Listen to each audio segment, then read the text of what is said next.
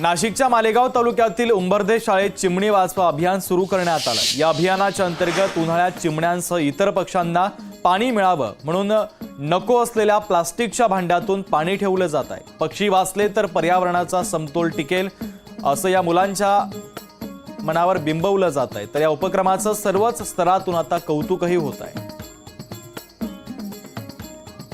जिल्हा परिषद शाळा उंबर्दे तालुका मालेगाव या ठिकाणी पक्षी वाचवा अभियान अतिशय चांगल्या प्रकारे या ठिकाणी राबवण्यात आलेलं आहे।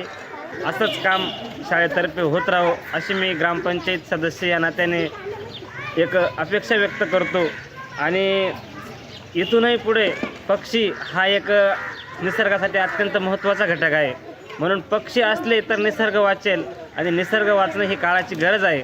म्हणून आपण पक्ष्यांसाठी हा चांगला उपक्रम केला, याबद्दल मी खूप खूप आभारी आहे।